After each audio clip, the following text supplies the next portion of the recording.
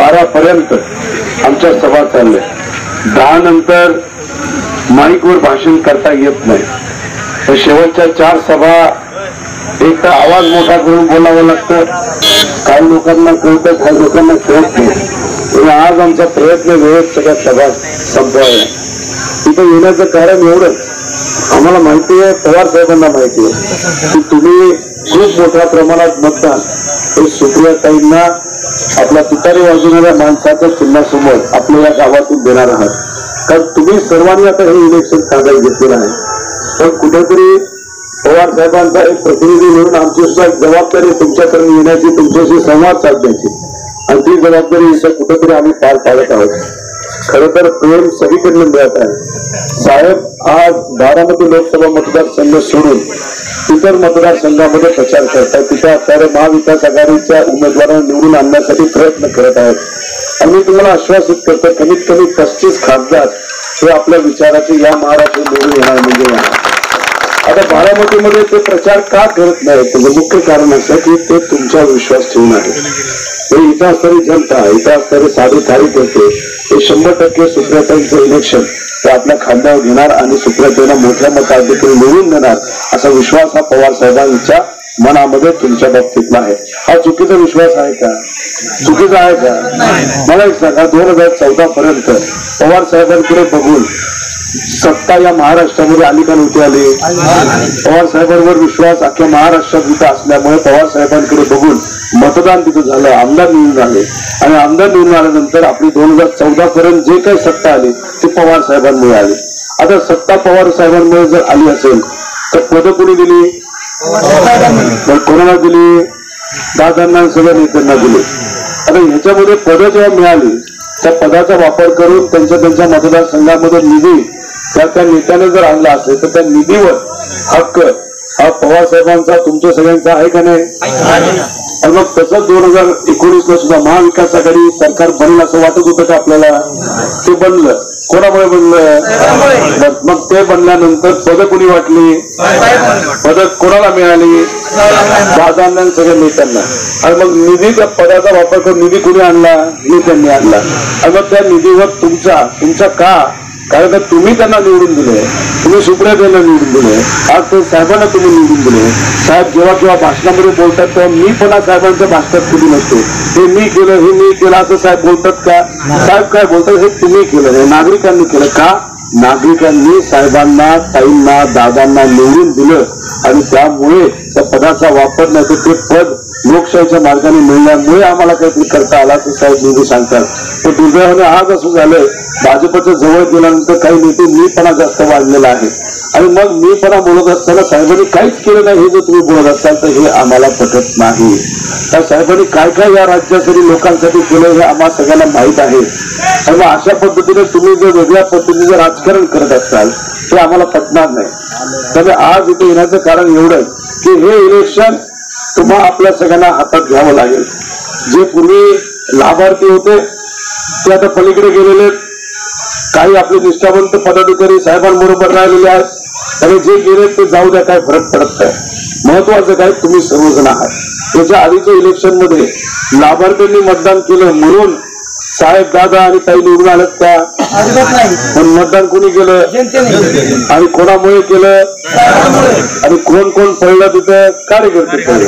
कार्यकर्ते लोकांना घरातून बाहेर काढलं, तिथं मतदानाला आणलं, मतदान करून घेतलं. तर झालं असं की कदाचित आमच्याकडनं सुद्धा चुकलं, दादांकडनं चुकलं. पण दादांना सांगणार कोण की त्यांच्या अवतीभोवती जे बसले ते कुठेतरी एका भिंतीसारखे वागत आहेत लोकांमध्ये आणि तुमच्यामध्ये एक भिंत म्हणून ते तिथं वागत आहेत. आणि ती भिंत स्वतःच तिथं तंदुरुस्त होत चालली आणि लोकांचे ज्या खऱ्या अडचणी त्या तशाच प्रलंबित राहत चालल्या. तर सांगणार कोण? जो काय विषय तो विषय तर दादा आपल्याला सोडून तिकडे गेल्यानंतर ती भिंत सुद्धा दादांवर तिथे गेलेली आहे. आणि आता साहेबांमध्ये आणि तुमच्यामध्ये कुठलीही भिंत नसून आज सर्वसामान्य कार्यकर्ते आणि निष्ठावंत पदाधिकारी तिथे राहिलेले आहेत. त्यामुळे मी आपल्या सर्वांना विनंती करतो की त्यांच्याकडे लाभार्थी गेले असले तरी आता मतदान गेल्या वेळेस जेवढं सुप्रियाताईंना या गावातून झालं त्याच्यापेक्षा 20% जास्त मतदान आपल्या गावातून हवं. अख्ख्या भारताचं लक्ष बारामती लोकसभा मतदारसंघामध्ये, कारण का ही एक विचाराची लढाई, ही काही नेत्यांची लढाई नाहीये. आपण कुठल्या नेत्याच्या विरोधात लढत नाही, आपण कोणाच्या विरोधात लढतोय तर भाजपच्या विरोधात लढतोय. आपण कोणाच्या विरोधात लढतोय तर एका महाशक्तीच्या विरोधात लढतोय, जी शक्ती आजपर्यंत सामान्य लोकांचा कधी विचार करत नाही. 60 वर्षामध्ये तुम्ही साहेबांना निवडून दिलं, दादांना कुठल्या विचाराला निवडून दिलं तर पुरोगामी विचाराला निवडून दिलं. तुम्ही शिवशाहू फुले आंबेडकरांच्या विचाराला निवडून दिलं, भाजपच्या विचाराला निवडून दिलं का? गेल्या वेळेस सुप्रियाताईंना निवडून दिलं तेव्हा सुप्रियाताई कोणाच्या विरोधात लढत होत्या? अजितदादांना जेव्हा तुम्ही 1,60,000 निवडून दिलं कोणाच्या विरोधात लढत होते? मग आज पवार साहेब कोणाच्या विरोधात लढतायत? मग गेल्या वेळेस जे मतदान झालं ते तुम्ही भाजपच्या विरोधात दिलं असेल तर अपेक्षा एवढीच आहे की सुप्रियाताईंना यंदा या बारामती मतदारसंघातून कमीत कमी म्हणजे विधानसभा मतदारसंघातून कमीत कमी लीड 1,20,000 पेक्षा जास्त म्हणजे 1,50,000 द्यावे. आमच्या गावातून आम्ही 90% मतदान सुप्रियाताईंना देऊ अशी ग्वाही देतो सगळ्यांना. आता काही लाभार्थी काय बघतात माहिती का, तुम्हाला कधी धमकी देत असतील ते तुमच्या गावातून जर सुप्रियाताई लीडवर राहिल्या तर तुमच्याकडे बघून घेतो. मला सांगा, लोकसभेचं मतदान आणि विधानसभेचं मतदान सेम असतं का? मतदार सेम असतात का? मतदार सेम असतात. म्हणजे लोकसभेला जे मतदान करतात ते विधानसभेला करू शकतात, जे विधानसभेला करतात ते लोकसभेला करू शकतात, जे लोकसभेला करतात ते जिल्हा परिषदला करू शकतात. बरोबर का नाही? तर लोकसभेचं इलेक्शन कधी आहे? आता विधानसभेचं कधी आहे? 6 महिन्यानंतर. आता लोकसभेसाठी आम्ही तुमच्याकडे आलो, आम्ही प्रेमाने तुमच्याशी बोलतोय, विनंती करतोय, आव्हान करतोय. पलीकडची गॅंग धमकी देते. बरोबर. मग आता लोकसभेला तुम्ही सुप्रियाताईंना इथून लीड दिल्यानंतर त्यांना तुमच्याकडे यायचं का नाही यायचं? तुमचं मतदान पाहिजे का नको त्यांना? तुम्हाला धमकी दिल्यानंतर, पाणी थांबवल्यानंतर, लाईट बंद केल्यानंतर तुम्ही त्यांना मतदान करणार आहे का? हे त्यांना कळत नाही का? मग आज जे काय चालले फक्त हवेतले बॉम्ब आहेत, त्यामुळे तुम्ही त्या बाबतीत निश्चिंत राहा. काय होत नसतं. विधानसभेला तुमच्याकडे त्यांना यावंच लागणार आहे. त्यामुळे तुम्हाला कुठेही ते काय धमकी शिव्या वगैरे काय नाही. पण मशागत कोणाची होणार आहे? नाही, लाभार्थ्याची होणार आहे. त्यामुळे हे जे काय आहे ना चंपी, हे तुमची मतदारांची होणार नाही, जे व्हायचे ते होणार आहे. त्यामुळे जेवढी जास्त लीड तुम्ही द्याल चंपी त्यांची होणार आहे, बाकी काय होणार नाही. एवढंच आहे. तुमच्या नादी कोणी लागणार नाही. तुम्ही लय भारी माणसं, जे लागतील तुमच्या नादी तसं तुम्ही कार्यक्रम करणार आहात आम्हाला सगळ्यांना माहिती आहे. साहेब या वयामध्ये 3 सभा आज घेत आहेत, 3 सभा या वयामध्ये. आणि त्यांच्या वयाबद्दल बोलणारे लोक दुर्दैवाने, मी सुरुवातीपासून म्हणत होतो दादांना की दादा भाजपच्या जवळ गेल्यानंतर आपण जो काही महाराष्ट्राच्या लेवलचा नेता आहोत, आपल्याला ते लोकल नेता बनवतील, काळजी घ्या. ठीक आहे, त्यांच्या काही अडचणी होत्या, त्यांनी तो निर्णय घेतला, ते पलीकडे गेले. आज काय झालं दादांचं? बारामती लोकसभा मतदारसंघ सोडून बाहेर जाऊ शकतात. आज सोसायटीमध्ये प्रचार करतात, गल्लीमध्ये प्रचार करतात. पूर्वी आपल्याकडे स्वाभिमानाने आपल्या बाजूला आपल्या विचाराबरोबर होते तेव्हा 10,000 20,000च्या सभा ते गाजवायचे. गाजवत होते का नव्हते? तर हे जे काय झालं, नवीन दादा हे आम्हाला अनोळखी दादा, आम्हाला पटत नाही. पूर्वीचे दादा आम्हाला आवडायचे. आता परवा नारळ फोडायचा कार्यक्रम होता, तुमच्याकडे बरेच जण तिथे आले होते. आपला झाला, सगळं झालं. त्यांच्या दुसऱ्या दिवशी होता, त्याच्यात काय भाषण झालं? दादा डायरेक्ट काय म्हणायला लागले, साहेबांनी काय केलं? हे असं झालंय की एका कुटुंबामध्ये नवीन लग्न होतं, मुलं होतात, पत्र्याच्या घरामध्ये राहत असतात. आणि मग त्यांचं स्वप्न असतं की आपण आता बंगला बांधायचा. पण त्यात ती पत्नी म्हणते, आई म्हणते की नाही आपल्या मुलांना डॉक्टर बनवायचं. तर ठीक आहे, ते म्हणतात डॉक्टरचा खर्च जास्त असतो, वाचवायला लागतात, सेव्हिंग करायला लागतात, बचत करायला लागतात, मोठं होतात, क्लासेस लावतात, महागडे क्लासेस लावतात, खर्च केला जातो. गाडी घ्यायची असते, गाडी नको, आपण मोटरसायकलवर फिरू, मुलगा डॉक्टर बनू. सगळं कष्ट केल्यानंतर लोकांकडनं उसने घेऊन तिथं डॉक्टर मुलांना बनवतात, मुलगा डॉक्टर होतो, गावात येतो, मोठी तिथं एक जेवण ठेवतात. आई वडील अभिमानाने नवीन कपडे घालून तिथं बसलेले असतात. मुलाच्या हातामध्ये माईक दिलं जातं. मुलगा म्हणत असताना काय म्हणतो, मी डॉक्टर झालो फक्त माझ्यामुळे झालं, बाकी कोणामुळे नाही झालं. हे असं आजची परिस्थिती आहे.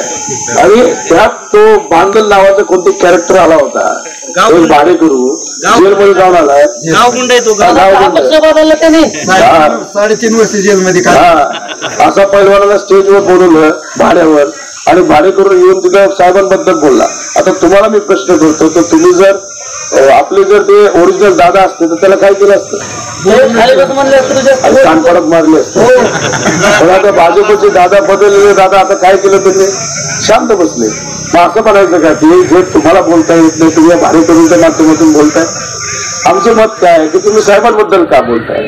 आणि आमचं हे मत होतं की तुम्ही भाजपली मुद्दामून पवार कुटुंब फोडून पवार विरुद्ध पवार केलं, पण तुम्ही निर्णय घेऊ शकला असता बाबा असं नको.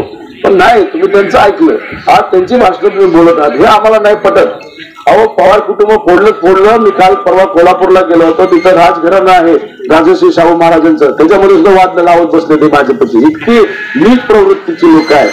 आता मी सुद्धा भाजपबरोबर जाऊ शकलो असतो, आज मी मंत्री असलो असतो, माझ्या कंपन्यांवर कारवाई मी थांबवू शकलो असतो.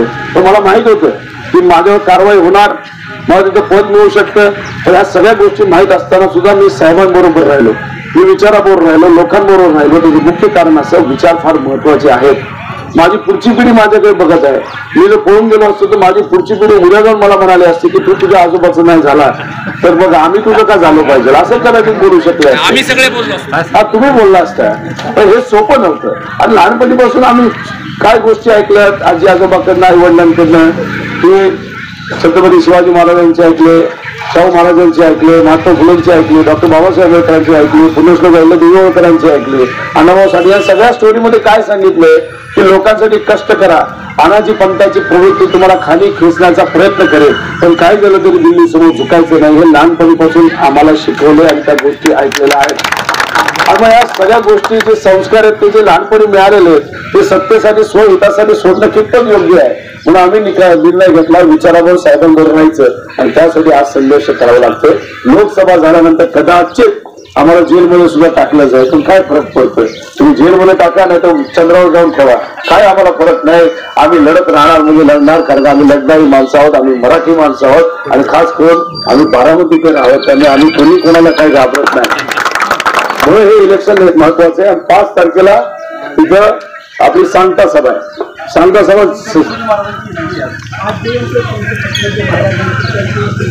सद्गुरू संत तुकडोजी महाराज यांची आज जयंती निमित्त मी मनापासून आपल्या सर्वांना शुभेच्छा देतो. असेच विचार जे संतांचे ते पुढे घेऊन आपल्या सर्वांना जायचे आणि संतांचा विचार आपल्याला सांगतो कुठलाही भेदभाव करू नका, फक्त कर्म करत जावा, माणुसकी जपा आणि तोच आपला खरा विचार आहे, तोच आपण तिथे जपत आहोत. आपण कुठलाही भेदभाव करत नाही, न जातीय न धार्मिक, तर श्रीमंत न गरीब. आपण फक्त म्हणतो पुरोगामी विचार म्हणजे विकासाचा विचार आणि तोच पुढे घेऊन जायचा आहे. 5 तारखेला पवार साहेबां सुप्रियाताईंची सांगता सभा आहे. तिथं सहसा आपली सभा होते, ते मिशन हायस्कूल आपल्याला मिळालेलं नाही. हे सभेचं ठिकाण सुद्धा आपल्यापासून हिसकावून घेतलं, म्हणजे आपलं चिन्ह घेतलं, आपली पार्टी घेतली, पण आपले विचार तिथंच राहिले. विचार तर हिसकावून घेऊ शकत नाही. कार्यकर्ते तिथं राहिले, नागरिक तिथं राहिले, पण आपलं आता ग्राउंड सुद्धा हिसकावून घेतलं. काय हरकत नाही.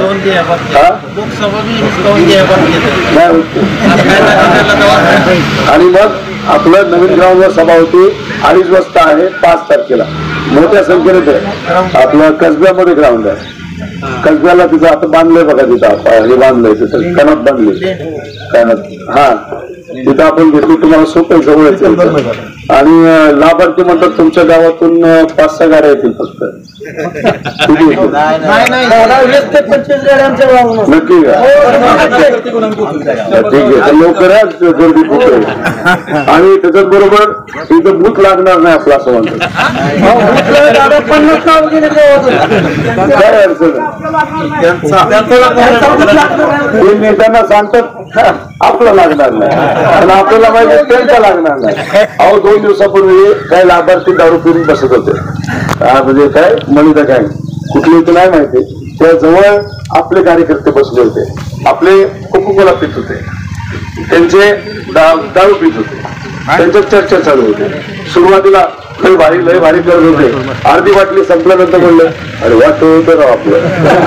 दुसरा म्हणलं काय झालं रे, लोक काय ऐकणार राव, सरपंच राव मी, तरी माझं कुणी ऐकणार. आता मी प्रचारच बंद करून टाकला. काही करतो, काही बोलतोस, अरे काय बोलतो म्हणजे काय बोलतो, आता तुझं लग्न नाही झालं म्हणून बरे, माझं लग्न झालं, माझी बायको म्हणते आता तू तरी वाजवायची. ही आता त्या लाभार्थ्यांची परिस्थिती आहे. आणि जे प्रचाराला येतात ना ते पगारी माणसं, ते पण काय करतात, ते आपलीच माणसं आहे. आपले माझ्याच मतदारसंघातले ते मला फोन करतात, आम्ही गेलो, आम्हाला पर्याय नाही, 500 रुपये दिवसाला मिळतात, त्यामुळे तुमचा पगार कापू आणि एक बाटली पाण्याची मिळते, आणि मग दुसरी बाटली घेतली तर 20 रुपये कापतात, आणि मग फोटो नाही काढला तर 500 रुपये देत नाही. अशा परिस्थितीमध्ये बिचारे तिथं जातात, प्रचार करतायत. आणि तिथे गेल्यानंतर लोक म्हणतात आम्ही तो तरीच वाजवणार. मग शेवटी जाता जाता आम्ही चहा पण आम्हाला कोणी देत नाही, कारण का आम्ही दुसऱ्या पार्टीचा असतो. पण तिथं आपल्या तुतारीचं गेलं तर लगेच चहा देतात, बिस्किट देतात, सगळं देतात, आणि आम्हाला पाणी सुद्धा देत नाही. पण जाता जाता आम्ही म्हणतो बरोबर आहे तुतारीच वाजवा, अशी त्यांची परिस्थिती झाली. पण पलीकडनं सरपंचांना, सदस्यांना मोठा लाडू मिळणार आहे, बर्फी मिळणार आहे, बर्फीचा पुडा मिळेल, बॉक्स मिळेल, काय मिळायचं मिळेल. काही लोकांना घरामध्ये पेढे मिळतील, छोट्या छोट्या बर्फ्या मिळतील. आता त्या बर्फ्याचं लाडूचं काय करायचं ते तुम्ही बघा, कारण का पलीकडे खूप मोठी ताकद आहे, आर्थिक ताकद आहे, बराच शक्ती आहे, पण साहेब या गोष्टी करू शकणार नाहीत. त्यामुळे आपल्याला साहेबांना काय द्यायचंय, मत द्यायचंय. लाडू आणि बर्फीचं काय करायचं ते तुम्ही ठरवा, आम्हाला काय त्याचा फरक पडत नाही. त्यामुळे मोठी ताकद पलीकडनं लागलेली आहे. आपल्याकडनं काय पाहिजे, आपल्याला फक्त मतदान पाहिजे, विचारायला आपण सर्वजण पाठिंबा द्या, एवढीच विनंती तर करतो. सुप्रियाताई दादांवर अवलंबून होत्या राजकीय यंत्रणेसाठी, पण दादा राजकीय यंत्रणेच घेऊन गेले. त्यामुळे त्यांना असं वाटतं की ताई एकट्या पडल्यात, पण ताईंबरोबर तुम्ही सर्वजण आहात. त्याचं एक समाधान आम्हाला सगळ्यांना, सगळ्यात महत्वाचं समाधान पवार साहेबांना आहे. त्यामुळे ही लढाई भाजप विरुद्ध पवार साहेब आहे, आणि पवार साहेबांचा विचार हा जिंकलाच पाहिजे, आणि तो जास्त लीडली जिंकला पाहिजे. जी लीड गेल्या वेळेस तुम्ही सुप्रियाताईंना दिली होती त्यापेक्षा 20% लीड जास्त द्यावी, एवढीच विनंती आपल्या सर्वांना करतो. थांबतो. जय हिंद, जय महाराष्ट्र.